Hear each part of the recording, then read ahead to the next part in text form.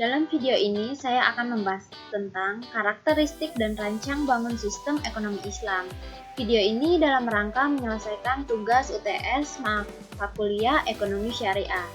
Dengan saya, Lady Lestari Anggraini, Prodi Manajemen Reguler Sore, dengan dosen pengampu Bapak Darmainis MM. Langsung saja ke pembahasannya. Karakteristik ekonomi Islam. Tujuan ekonomi Islam. Tujuan akhir ekonomi Islam adalah sebagaimana tujuan dari filsafat Islam itu tersendiri, yaitu mencapai kebahagiaan manusia dan akhirat atau falah melalui suatu tata kehidupan yang baik dan terhormat, hayah tahiban. Tujuan falah yang ingin dicapai oleh ekonomi Islam meliputi aspek mikro ataupun makro, mencakup horizon waktu dunia maupun akhirat. Mewujudkan kesejahteraan hakiki bagi manusia merupakan dasar sekaligus tujuan utama dari syariat Islam atau maslahah al-ibad. Karenanya juga merupakan tujuan Islam untuk menyederhanakan moral ekonomi Islam dapat diuraikan menjadi dua komponen. Meskipun dalam prakteknya dua hal ini sering beririsan, yaitu yang pertama, nilai ekonomi Islam merupakan kualitas atau kandungan intrinsik yang diharapkan dari suatu perilaku atau keadaan. Yang kedua, prinsip ekonomi Islam merupakan suatu mekanisme atau elemen pokok yang menjadi struktur atau kelengkapan suatu kegiatan atau keadaan. Nilai-nilai dasar ekonomi Islam yang pertama itu ada atau keadilan, merupakan nilai paling asasi dalam ajaran Islam. Menegakkan ajaran Islam dan memberantas kezaliman adalah tujuan utama dari risalah para rasulnya. Keadilan seringkali diletakkan sederajat dengan kebajikan dan ketakwaan. Berdasarkan muatan makna adil yang ada dalam Al-Quran, maka bisa diturunkan yang berasal darinya. Yang pertama, persamaan kompensasi. Yang kedua, persamaan hukum. Yang ketiga, moderat. Yang empat, proporsional. Dan yang kedua ada khilafah. Nilai khilafah secara umum berarti tanggung jawab sebagai pengganti atau utusan Allah di alam semesta. Manusia telah dibekali dengan semua karakteristik mental atau spiritual dan material untuk memungkinkannya hidup dan mengemban misinya secara efektif. Maka khilafah dapat dijabarkan sebagai berikut. Yang pertama tanggung jawab perilaku ekonomi dengan cara yang benar. Yang kedua, tanggung jawab untuk mewujudkan maslahah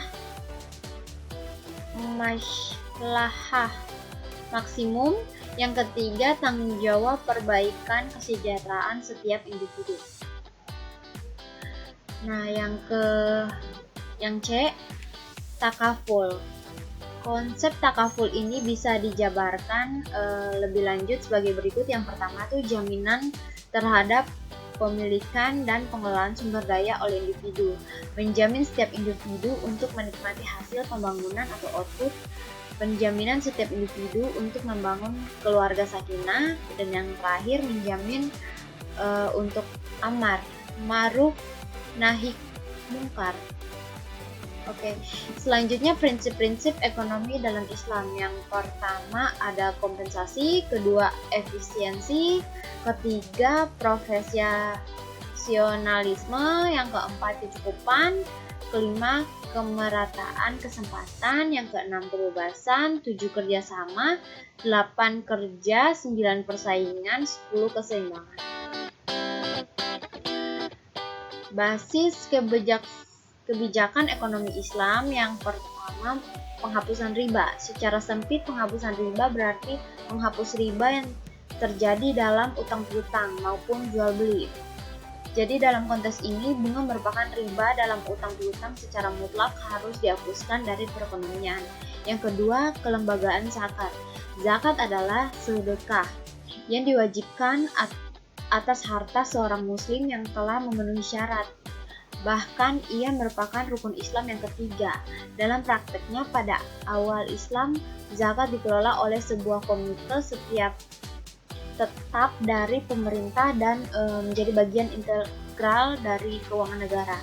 Yang ketiga, pelanggaran gharar. Pelanggaran gharar membawa implikasi dihapuskannya sebagai bentuk kegiatan yang mendorong spekulasi dan perjudian dalam berbagai aktivitas ekonomi. Gharar akan menciptakan instabilitas dan kerapuhan dalam perekonomian baik dalam jangka pendek atau jangka panjang. Dan selanjutnya, pelanggaran yang haram. Dalam ekonomi Islam, segala yang dilakukan harus halalan, thayyiban, yaitu benar secara hukum Islam untuk dan baik dari perspektif nilai dan moralitas Islam. Kebalikan dari halalan thayyiban adalah haram, yaitu sesuatu yang dilakukan akan menimbulkan dosa. Peran masyarakat dalam ekonomi Islam. Pasar pada hakikatnya adalah wahana untuk mengekspresikan kebebasan individu dalam berniaga, yang tentu saja lebih didorong oleh motif-motif mencari keuntungan individu. Pemerintah dan masyarakat pada dasarnya adalah dua institusi yang memiliki fungsi untuk merealisasikan segala kewajiban kolektif untuk mewujudkan falah. Bentuk peran dari keduanya pada hakikatnya dapat saling bertukar sesuai dengan situasi dan kondisi.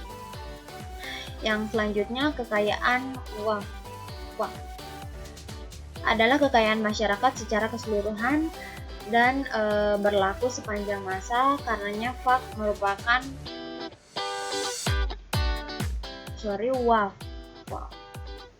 merupakan hak milik masyarakat yang tidak tergantung pada pemerintahan yang berkuasa. Sebagaimana pasar dan pemerintah, masyarakat juga memiliki banyak kelemahan sehingga perannya dalam perekonomian mungkin menjadi kurang optimum. Kelemahan yang paling mendasar adalah kemungkinan adanya konflik kepentingan yang serius dari anggota masyarakat.